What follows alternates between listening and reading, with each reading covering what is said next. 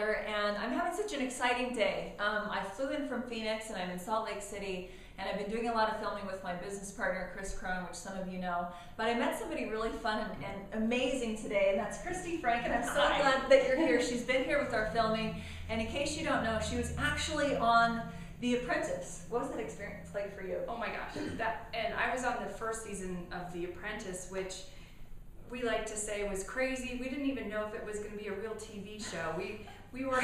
It is. I was on the season with Omarosa, so there was a lot. I didn't even know that. Yeah, that was a crazy ride, but yes, it was so much fun.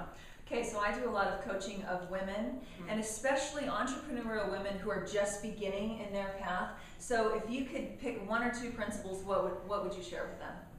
Well, so I just sat in a couple hours with Heather, and I just shared with her that exactly what she teaches has totally transformed my life, my business, who I am.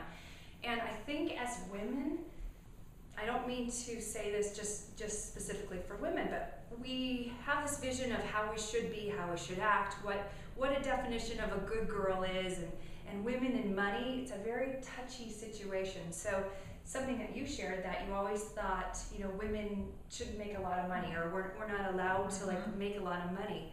And I used what you teach, and I wrote it down on a card. I will make this much per month.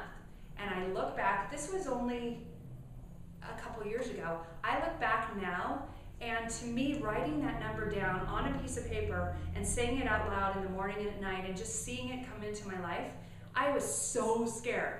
I was so scared. I was on a national TV show, supposedly making all this money, and I couldn't write down a card how much I wanted to make. And I look back now, and it's easy for me. And money flows into my life, and I get to create the lifestyle I want. I still have things that I need to work on, but that visualization of writing down what you want on a card and believing it and going for it and knowing you can do it, hands down, is the most amazing, incredible principle, and that's what Heather teaches. Well, there's so much power in it, because most people are up there in the dream state. It's, I want to do this, I want to write my book someday, and someday I'd like to do this, and someday I'd like to do this. But when you take that thing that's in the sky and you put it down on the pavement and you actually do what you did, which is write it on a card, Scary. and make it concrete. It's good when you're scared. It's good scary. Because it challenges the limitation that you have. And then you put it down there, and then it's real, and then it's concrete. And as soon as that commitment is concrete, what happens after that? Every opportunity leads you to your goal. I start brainstorming, you meet those people that can connect you to that goal, you start stepping, you take one step further, and it's not magic, you're still scared, but you're scared with a purpose, and you have to commit and decide it's gonna happen. And that's when everything takes you to that final point. And something that, what you just said about, there's a lot of wishes, and I'm going to do this someday. I took a look at my wishes, and I realized I'm going to be 80, 90, 100 years old, and I don't want to have those wishes in my head. I don't want to sit there and think, when I'm 80, I still want to do this.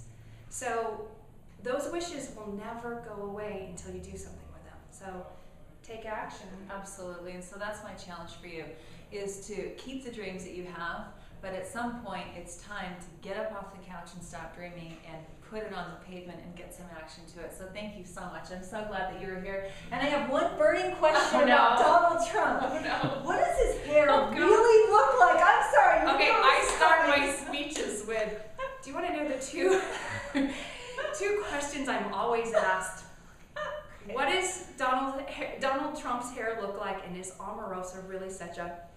And I always say, yes, I think his hair is real, and yes, she is. And here you have it. From me.